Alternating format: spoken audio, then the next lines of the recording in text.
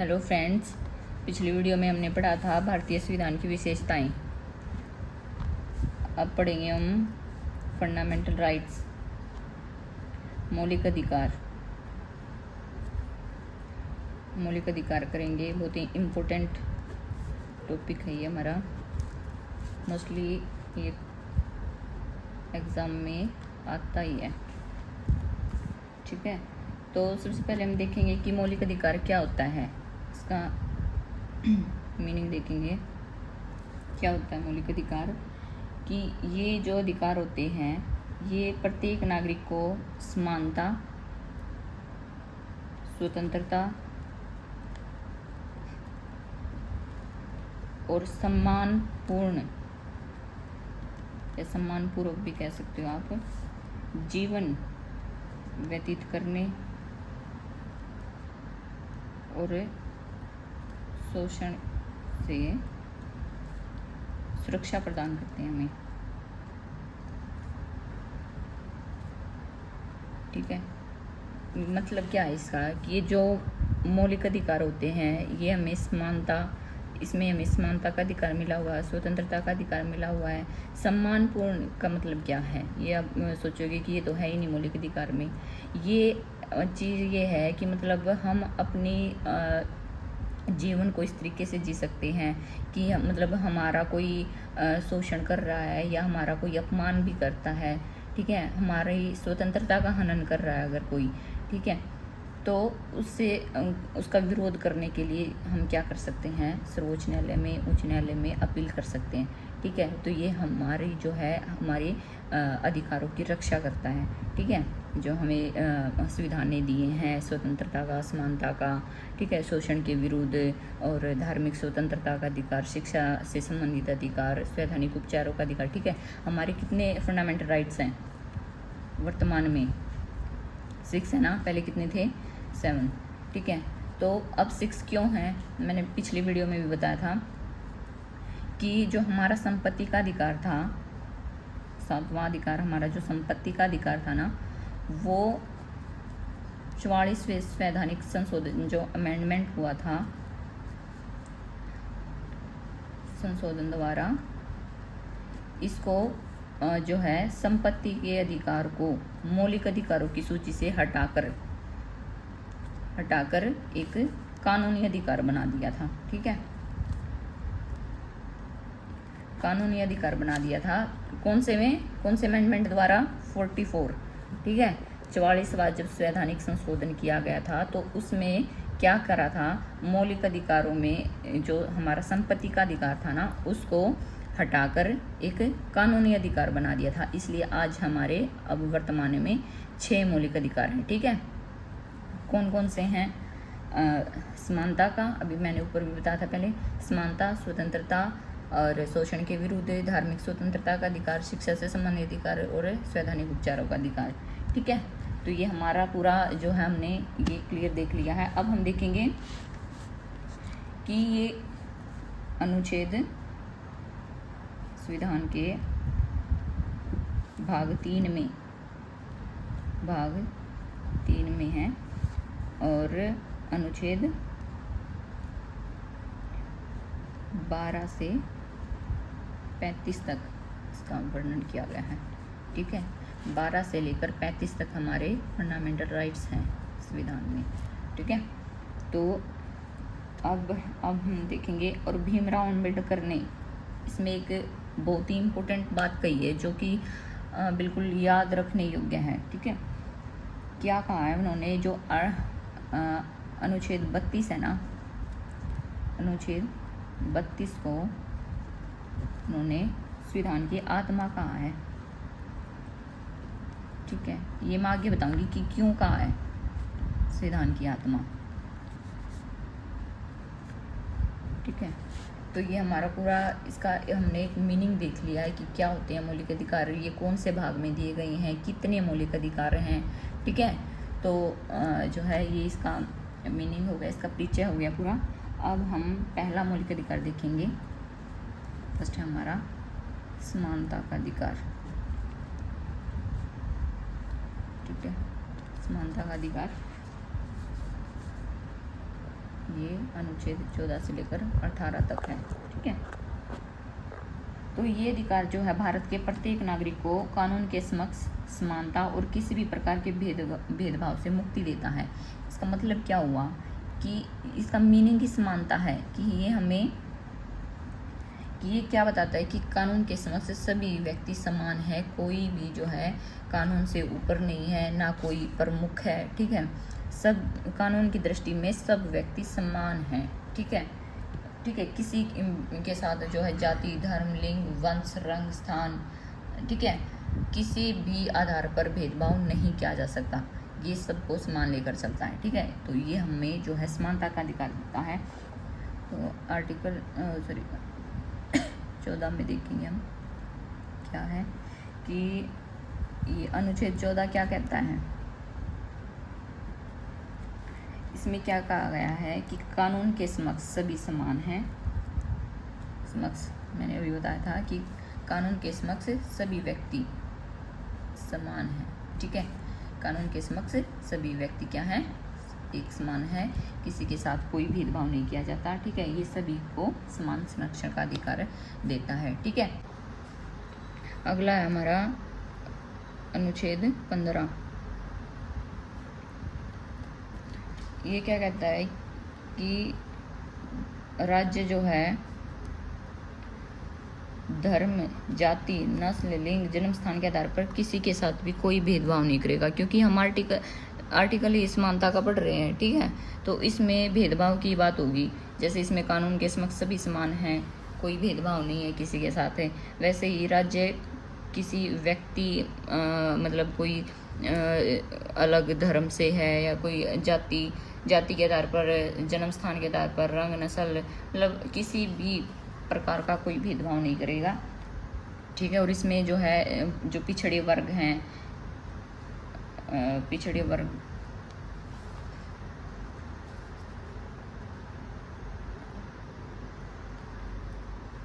इसमें जो है पिछड़े वर्ग हैं, जो पिछड़े वर्गों या जो अनुसूचित जाति है, अनुसूचित जनजाति हैं। ठीक है, और महिलाओं को जो है विशेष आरक्षण दिया गया है ताकि वो भी अपने आप को जो है आगे लेकर आए। ठीक है, पार्टिसिपेशन बढ़े उनका भी पॉलिटिक्स में। ठीक है, तो ये जो है भेदभाव को समाप्त करता है। ठीक है, फिर अनुच्छेद 16 इसमें क्या कहा गया है कि जो सार्वजनिक नौकरियों में सबको समान अवसर, यानी कि जो सरकार जो है सार्वजनिक जो नौकरियां हैं उनमें सबको समान अवसर दे रही है। ठीक है, कोई महिला है या कोई पुरुष है या कोई पिछड़े वर्ग से है, कुछ भी है, मतलब ये नहीं है कि किसी को खास कोई प्रमुख ऐसा प्रावधान दिया गया है कि इन्हीं को नौकरी मिलेगी या इन्हीं को ये सरकारी सुविधा प्राप्त होगी। नहीं, इसमें जो है सभी को नौकरी के समान अवसर दिए गए हैं। ठीक है, के समान अवसर प्रदान करता है ये सबको। ठीक है, तो अनुच्छेद 17 पढ़ेंगे अब हम। ये क्या कहता है कि इसमें जो पहले छुआछूत एक बहुत ही हमारी सामाजिक कुप्रथा रही है पिछले समय में। ठीक है, अब हालांकि ये बहुत ही कम है। तो ये जो आर्टिकल 17 है ये अस्पृश्यता का विरोध करता है। ठीक है, अस्पृश्यता का या छुआछूत की जो प्रथा थी उसका ये अंत करता है। ठीक है, और इसे एक अपराध घोषित किया गया है। अगर कोई मतलब ऐसा करता है ना, छुआछूत को जो है मानता है या इसके आधार पर कोई भेदभाव करता है व्यक्तियों के साथ, ठीक है, तो इसको एक अपराध घोषित कर दिया गया सरकार द्वारा। ठीक है, अपराध मानते हैं इसको। ठीक है, तो ये याद रखना है कि ये अनुच्छेद 17 में जो है अस्पृश्यता को ख़त्म किया गया है और इसको जो है एक अपराध घोषित कर दिया गया है। फिर आता है अगला अनुच्छेद 18। ये जो है सरकारी या विदेशी उपाधियों पर रोक लगाता है, जैसे राजा। ठीक है, राजा हो गया, ये एक उपाधि है, ठीक है। जैसे सर हो गया, ठीक है। इन उपाधियों को ख़त्म करता है ये, ठीक है, ख़त्म करता है ये अनुच्छेद 18, ठीक है। तो ये हमारा हो गया कंप्लीट समानता का अधिकार, ठीक है। 14 से 18 हमारा समानता का अधिकार है, ये कंप्लीट हो गया है। अब आता है हमारा स्वतंत्रता का अधिकार, दूसरा है हमारा स्वतंत्रता का अधिकार, ठीक है। ये अधिकार जो है भारत के प्रत्येक नागरिक को जीवन, विचार, कार्य और अभिव्यक्ति की स्वतंत्रता देता है, ठीक है। कि हम अपना जीवन किस तरीके से जी रहे हैं, ठीक है, हमारे विचार क्या हैं, हम अपने विचार को अभिव्यक्त कर सकते हैं, ठीक है। हम कोई भी कार्य कर सकते हैं अपनी इच्छा से, ठीक है, अपनी इच्छा अनुसार कोई भी कार्य कर सकते हैं, अपने विचारों की अभिव्यक्ति कर सकते हैं, ठीक है। तो ये हमें स्वतंत्रता का अधिकार देता है अनुच्छेद 19 से 22, ठीक है। अनुच्छेद 19 से 22 में जो है स्वतंत्रता का अधिकार दिया गया है हमें, ठीक है। इसमें 6 प्रकार की स्वतंत्रताएं बताई हैं, 6 प्रकार की, ठीक है। 6 प्रकार की स्वतंत्रता कौन कौन सी? कि एक तो अभिव्यक्ति की स्वतंत्रता, मैंने अभी बताया था, अभिव्यक्ति की स्वतंत्रता यानी कि हमारी जो भी हम विचार हैं हमारे, हम अपने विचारों को किसी भी व्यक्ति के साथ अभिव्यक्त कर सकते हैं, यानी कि विचारों का आदान प्रदान कर सकते हैं। ये हमारी स्वतंत्रता है जो हमें भारतीय संविधान से मिली है मौलिक अधिकारों के थ्रू, ठीक है। तो अभिव्यक्ति की स्वतंत्रता, अभिव्यक्ति की स्वतंत्रता। दूसरी है शांतिपूर्ण सभा करने की स्वतंत्रता, यानी कि हम कोई भी सभा, ठीक है, कर सकते हैं, मतलब मीटिंग कर सकते हैं कोई भी, इसमें हमें कोई रोक टोक नहीं है कि आप ऐसा क्यों कर रहे हो या ऐसा, ठीक है, ऐसा जो है गलत है या ये स्वतंत्रता का अधिकार नहीं है, ऐसा कुछ नहीं है, ठीक है। तो हमें सभा करने की, लेकिन शांतिपूर्ण तरीके से, ये याद रखना है, ठीक है, शांतिपूर्ण तरीके से हमें सभा करने की जो है स्वतंत्रता दी गई है, ठीक है। फिर है संगठन या संघ बनाने की, समुदाय बनाने की, ठीक है। मान लो ये हमारा कोई भी समुदाय है, मान लो किसान से रिलेटेड, किसान वर्ग से रिलेटेड हमने समूह बना लिया है, ठीक है, और हम अपना कार्य कर रहे हैं, तो इसमें कोई हमारा ऐसे हस्तक्षेप नहीं कर सकता कि आपने ये संगठन क्यों बनाया, क्या आप कार्य करोगे, इसमें क्या है क्या नहीं, ठीक है, ऐसा कुछ नहीं है। हमें अपना एक अलग से संघ या संगठन बनाने की, समूह बनाने की स्वतंत्रता दी गई है, ठीक है। फिर है देश में कहीं भी आने जाने की स्वतंत्रता, हम किसी भी जो है स्टेट से हैं, ठीक है, मतलब किसी भी जगह हम रह रहे हैं, कहीं भी निवास कर रहे हैं, हमें कहीं भी दूसरे स्थान पर, कहीं भी पूरे देश में, ठीक है, आने जाने की स्वतंत्रता प्रदान की गई है, ठीक है। फिर है देश में कहीं भी निवास करने की, ये कहीं भी आने जाने की थी, आने जाने की स्वतंत्रता। और फिर है निवास करने की, ठीक है, कि ये नहीं है कि हम मान लो हरियाणा से हैं तो हम किसी दूसरे स्टेट में निवास नहीं कर सकते, नहीं रह सकते, ऐसा नहीं है। हम कहीं भी जो है अपना निवास कर सकते हैं, हम कहीं भी रह सकते हैं पूरे देश में, ठीक है। तो ये भी हमारी एक स्वतंत्रता का अधिकार हमें मिला है, ठीक है। फिर है व्यवसाय का अधिकार, कि हम कोई भी काम धंधा कर सकते हैं, ये हमारा अपना अधिकार है, ठीक है। हम अपनी इच्छा अनुसार कोई भी व्यवसाय चुन सकते हैं, कोई भी कार्य कर सकते हैं, ठीक है। तो कार्य को चुनने की या व्यवसाय को चुनने की, अपना व्यवसाय करने का हमें ये अधिकार दिया गया है, ठीक है। ये तो थी बात 19 की, अनुच्छेद 19 की, ठीक है। अब आता है अगला हमारा अनुच्छेद 20, ठीक है।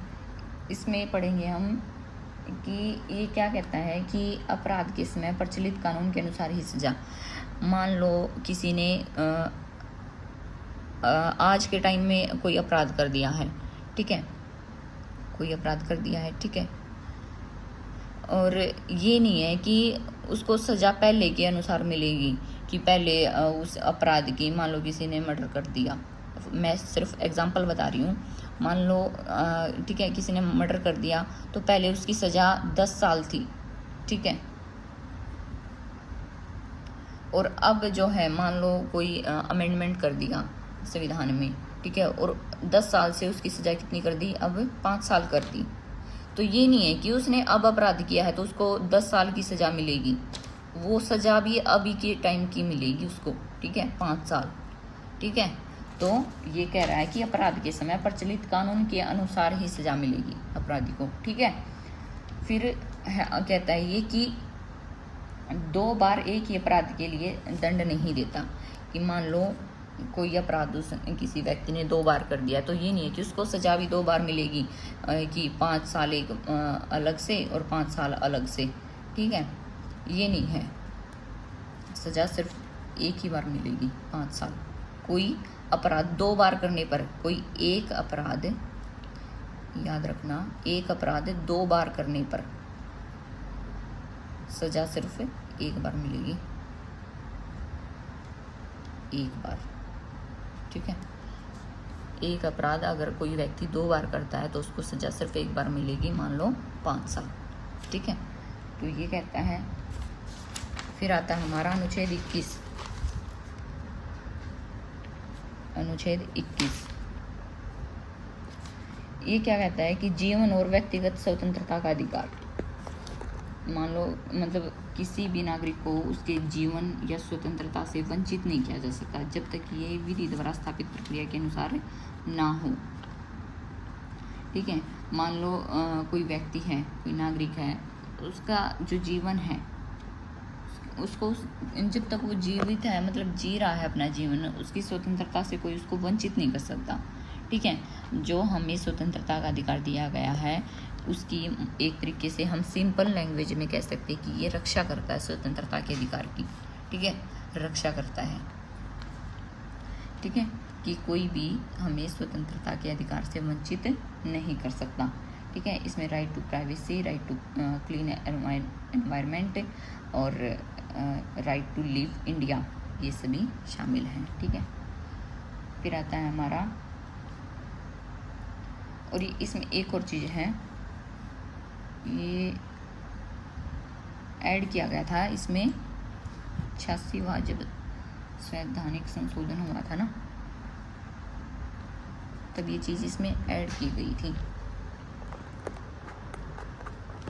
2002 में, कि 6 से लेकर, पॉइंट बना दोगे आप, 6 से 14 वर्ष के बच्चों के लिए निःशुल्क और अनिवार्य शिक्षा, बच्चों के लिए निःशुल्क और अनिवार्य शिक्षा, यानी कि सरकार जो है 14 साल तक, 6 से लेकर, जब बच्चा पढ़ने लायक हो जाता है, 6 से लेकर और 14 साल तक का जब वो हो जाता है, तब तक उसका जो सारा खर्चा है वो सरकार उठाएगी, ठीक है। उसको फ्री जो है निःशुल्क जो है शिक्षा प्रदान की जाएगी। और अनिवार्य शिक्षा का मतलब है कि शिक्षा जो है सभी तक पहुँचे, ठीक है, सभी मतलब शिक्षित हों, ज़्यादा से ज़्यादा व्यक्ति जो है शिक्षित हों, ठीक है। तो ये अनिवार्य शिक्षा इसलिए है कहा गया है कि 6 से 14 वर्ष के जो बच्चे हैं वो निःशुल्क पढ़ेंगे, ठीक है, सरकार उनका खर्चा उठाएगी, और ये अनिवार्य शिक्षा है, ठीक है। फिर आता है अनुच्छेद 22।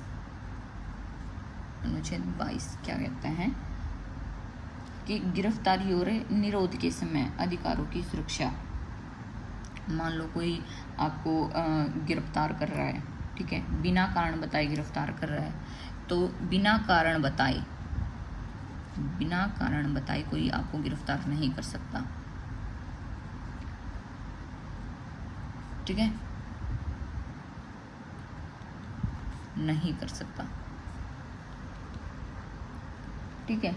तो कारण बताना होगा, मेन बात ये है कि रीज़न बताना होगा, तभी गिरफ्तार करेगा वो, ठीक है। ऐसे नहीं है कि उठाया कि और कोई भी गिरफ्तार करके ले गया, ठीक है। तो और एक और है कि 24 घंटे के अंदर अंदर न्यायालय में पेश करना होता है। एक पॉइंट ये बताता है हमारा अनुच्छेद 22, और दूसरा कि 24 घंटे के अंदर अंदर क्या है, न्यायालय में पेश करना अनिवार्य है, पेश करना अनिवार्य है। ठीक है, ठीक है, ये है। फिर ये हमारा कंप्लीट हो गया स्वतंत्रता का अधिकार। ठीक है, अब करेंगे हम शोषण के विरुद्ध अधिकार। तीसरा अधिकार आ गया हमारा शोषण के विरुद्ध।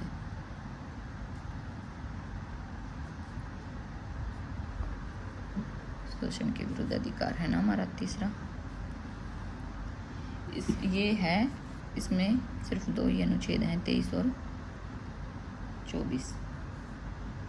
ठीक है, अनुच्छेद 23 क्या कहता है, मानव तस्करी, जबरन कोई काम करवाता है या बंधुआ मजदूरी पर प्रतिबंध लगाता है ये।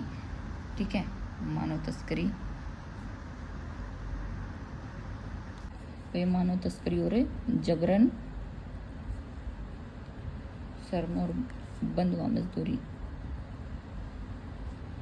पर रोक लगाता है, प्रतिबंध लगाता है। ठीक है, मतलब अगर आपसे कोई जबरन कोई कार्य करवा रहा है जिसमें आपकी मर्जी नहीं है, ठीक है, कोई भी आपसे कोई जबरदस्ती कार्य नहीं करवा सकता। ये स्वतंत्रता ये कौन देता है हमें, कौन सा अनुच्छेद है, अनुच्छेद 23। ठीक है, कि आपसे कोई भी जबरदस्ती कोई कार्य नहीं करवा सकता आपकी मंजूरी के बिना। ठीक है, तो ये बंधुआ मजदूरी और ये जबरन श्रम पर जो है रोक लगाता है, प्रतिबंध लगाता है। ठीक है, फिर है अनुच्छेद 24। अनुच्छेद 24 क्या कहता है कि जो 14 वर्ष से कम बच्चे हैं, 14 वर्ष की आयु से अगर कम है कोई, कम बच्चों को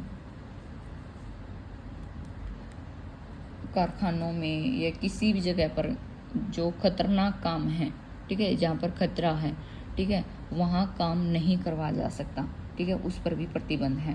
ठीक है, खतरनाक कारखानों में या खानों में, ठीक है, खानों या कारखानों में, खतरनाक कारखानों में, ठीक है, काम करवाना प्रतिबंध है। ठीक है, यानी कि आप ऐसा नहीं कर सकते। ठीक है, जो लेकिन ये टाइम लिमिट बता दी है कि 14 वर्ष से अगर छोटा बच्चा है कोई, उससे इन जगह पर काम नहीं करवा जा सकता। ठीक है, तो ये हमारा शोषण के विरुद्ध अधिकार जो है कंप्लीट हो गया। इसमें 2 ही अनुच्छेद थे, अनुच्छेद 23 और 24। ठीक है, इसमें आपने बताना है 23 में कि जबरन आपसे कोई कार्य नहीं करवाया जा सकता, और अनुच्छेद 24 बताता है कि 14 वर्ष की आयु से कम बच्चों को जो है खतरनाक जगह पर काम नहीं करवाया जा सकता। ठीक है, कोई भी कारखाना है जहाँ पर खतरा हो वहाँ पर जो है काम नहीं करवा सकते। फिर आता है धर्म की स्वतंत्रता का अधिकार या धार्मिक स्वतंत्रता का अधिकार। धार्मिक स्वतंत्रता का अधिकार, ठीक है, 4th अधिकार है ये हमारा, और ये है अनुच्छेद 25 से लेकर 28 तक। ठीक है, तो भारत जो है एक धर्मनिरपेक्ष देश है। ठीक है, हमें पता है कि भारत जो है किसी भी एक विशेष धर्म का जो है विशेष धर्म को लेकर नहीं चलता। ये हिंदू, मुस्लिम, सिख, ईसाई सबको एक समान रखता है। ठीक है, इसका कोई विशेष या एक प्रमुख धर्म नहीं है। ठीक है, ये सबको समान लेकर चलता है। ठीक है, इसलिए ये एक धर्मनिरपेक्ष देश है। हर नागरिक को जो है किसी भी धर्म को मानने और प्रचार करने की स्वतंत्रता। अगर कोई हिंदू है तो वो हिंदू अपने धर्म का प्रचार प्रसार कर सकता है, मुस्लिम अपने का। ठीक है, अगर कोई व्यक्ति हिंदू है और वो मुस्लिम धर्म अपनाना चाहता है तो वो अपना सकता है, उसको स्वतंत्रता है इस चीज़ की। ठीक है, अगर कोई सिख है और वो ईसाई धर्म अपनाना चाहता है तो वो अपना सकता है, उसको जो है स्वतंत्रता दी गई है भारतीय संविधान के अनुसार। धार्मिक स्वतंत्रता का अधिकार अनुच्छेद 25 से 28 हमें ये स्वतंत्रता देता है कि हम किसी भी धर्म को अपना सकते हैं और अपने धर्म का प्रचार प्रसार कर सकते हैं। ठीक है, तो अनुच्छेद 25 क्या कहता है, अनुच्छेद 25 देखेंगे हम कि धर्म की स्वतंत्रता, यानी कि मानना, आचरण करना, प्रचार करना। जैसे सेम बात मैंने यहाँ बताई है कि हम किसी भी अपने धर्म को मान सकते हैं, धर्म को मानने की स्वतंत्रता, ठीक है। प्रचार प्रसार करने की स्वतंत्रता, अपने धर्म का हम प्रचार प्रसार कर सकते हैं, ठीक है, प्रचार प्रसार की स्वतंत्रता, ठीक है। अनुच्छेद 25 कहता है ये बात। फिर है अनुच्छेद 26। अनुच्छेद 26 क्या कहता है कि धार्मिक संस्थानों को प्रतिबंध करने और संपत्ति का अधिकार, जितने भी हमारे धार्मिक संस्थान हैं उन पर अगर कोई प्रतिबंध लगाता है, ठीक है, इसमें क्या है कि जो धार्मिक संस्थान हैं हमारे, जैसे मंदिर हो गया, गुरुद्वारा हो गया, ये हमारे धार्मिक संस्थान है ना, धार्मिक जैसे चर्च हो गया, ठीक है, चर्च, गुरुद्वारा, मंदिर, मस्जिद, ठीक है, मस्जिद, ये हमारे क्या हैं, ये हमारे हैं धार्मिक संस्थान, ठीक है। तो इनको हम अपनी तरीके से प्रबंधित कर सकते हैं। ये जो स्वतंत्रता है या ये अधिकार हमें अनुच्छेद 26 देता है, ठीक है। फिर है अनुच्छेद 27। क्या बात कहता है कि धार्मिक उद्देश्यों के लिए कर नहीं लगाया जा सकता, कि टैक्स की बात कर रहा है कि अगर कोई धार्मिक कार्य के लिए, कोई भी धार्मिक उद्देश्य के लिए, ठीक है, कर नहीं लगाएगा, किसी भी चीज़ पर, किसी भी व्यक्ति पर टैक्स नहीं लगेगा, ठीक है। ये टैक्स की मनाही करता है, किसके लिए, धार्मिक उद्देश्यों के लिए, धर्म के नाम पर यानी कि, ठीक है, ठीक है, तो कर नहीं लगा जा सकता। तो अनुच्छेद 27 कहता है ये बात। फिर आता है हमारा अनुच्छेद 28।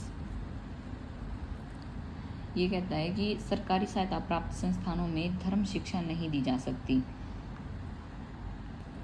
ये कहता है कि जो जहाँ पर सरकार सहायता करती है, सरकारी सहायता प्राप्त जो संस्थान है ना, सहायता प्राप्त जो संस्थान है हमारे, उनमें, उन संस्थानों में क्या है,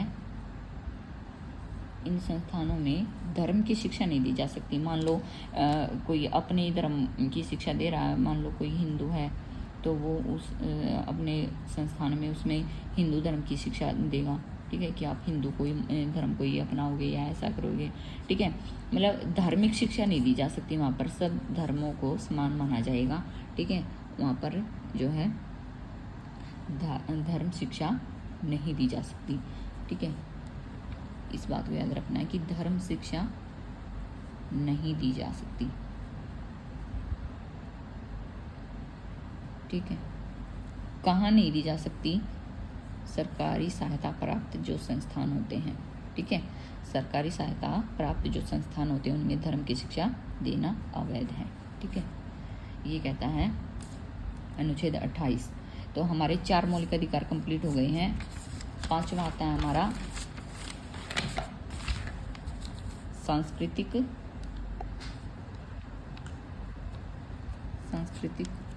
और शैक्षिक अधिकार, शैक्षिक अधिकार, ठीक है।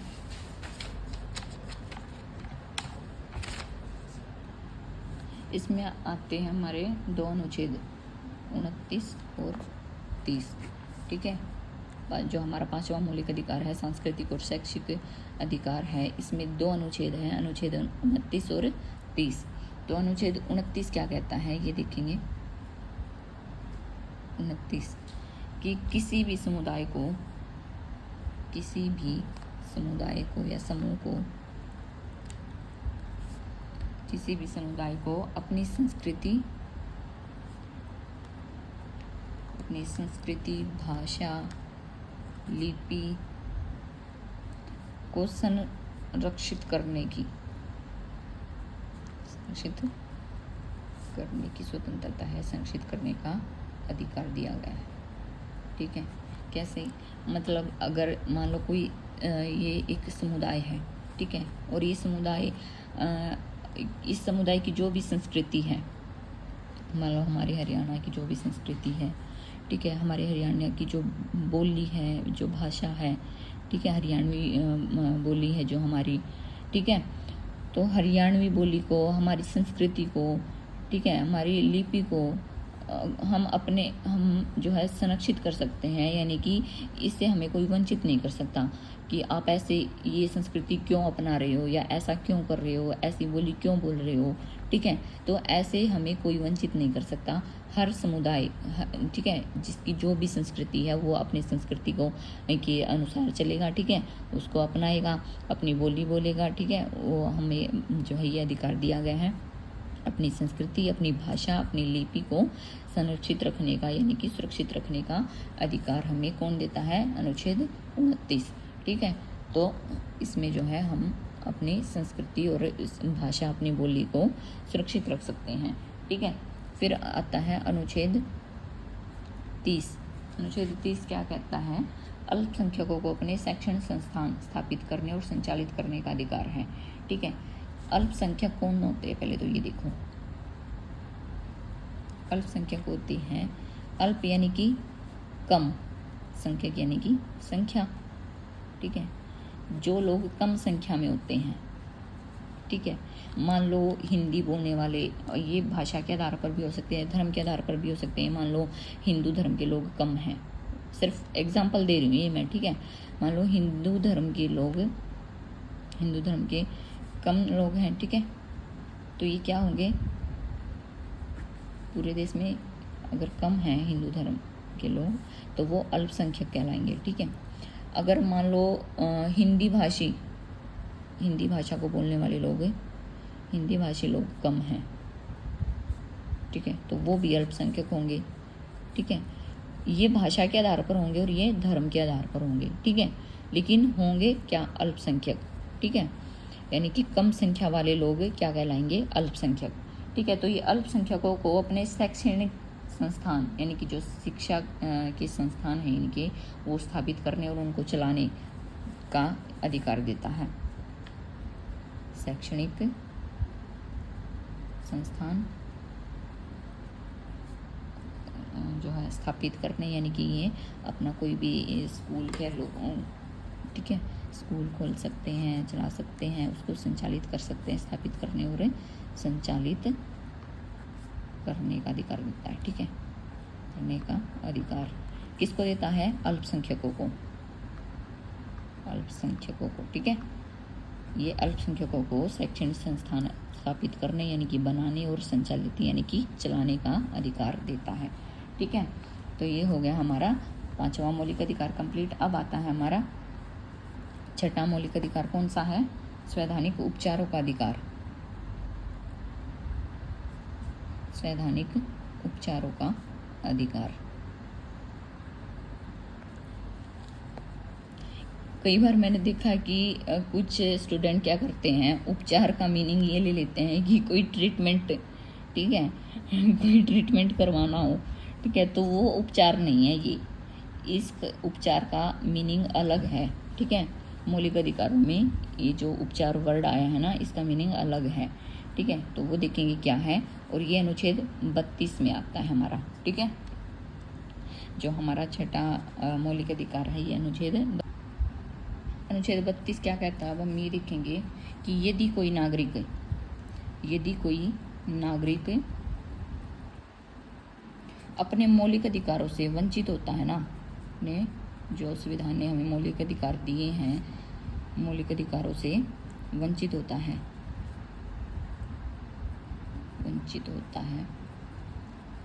तो वो सीधा सुप्रीम कोर्ट में या हाई कोर्ट में अपनी याचिका दायर कर सकता है, यानी कि वो सर्वोच्च न्यायालय में जा सकता है और अपनी बात कह सकता है, ठीक है। सर्वोच्च न्यायालय और उच्च न्यायालय किसी में भी अपनी याचिका दायर कर सकता है, अपनी बात कह सकता है, ठीक है, कर सकता है। मतलब अगर यदि कोई आप किसी भी नागरिक का कोई मतलब उसको उसके मौलिक अधिकारों से वंचित करता है या उसके अधिकारों का हनन करता है, ठीक है, मतलब उसकी स्वतंत्रता से कोई रोकता है उसको, कि आपको ये काम नहीं करना है या उस जगह पर नहीं जाना या संगठन नहीं बनाना है। मतलब जितने भी हमने ये 6 मौलिक अधिकार पढ़े हैं, इनमें से अगर आपकी किसी भी स्वतंत्रता का या किसी भी अधिकार का हनन होता है किसी व्यक्ति द्वारा, ठीक है, कोई आपको इन अधिकारों से वंचित करता है, तो आप क्या कर सकते हो, सर्वोच्च न्यायालय में या उच्च न्यायालय में जो है अपील दायर कर सकते हो, ठीक है। और जो क्या कहा था मैंने कि आत्मा क्यों बोला गया है, इसको आत्मा क्यों बोला गया है, अनुच्छेद की 32 को संविधान की आत्मा कहा गया है ना, मैंने बताया था कि बाद में बताऊंगी। तो ये जो है इसलिए कहा गया है कि अगर हमारे अधिकारों को से हमें कोई वंचित करता है तो हम उसके खिलाफ याचिका दायर कर सकते हैं, हाई कोर्ट में, सुप्रीम कोर्ट में जा सकते हैं, इसलिए आत्मा कहा गया है इसको, ठीक है फ्रेंड्स। तो आज हमारे ये मौलिक अधिकार कंप्लीट हो गए हैं, ये टॉपिक हमारा कंप्लीट हो गया है। वीडियो अगर आपको पसंद आया तो कमेंट करके ज़रूर बताना है, और अगर कोई भी क्वेरी रहती है तो आप कमेंट बॉक्स में पूछ सकते हैं, ठीक है फ्रेंड्स। वीडियो को ज़्यादा से ज़्यादा लाइक करना, शेयर करना और सब्सक्राइब करना है, ठीक है। Bye bye.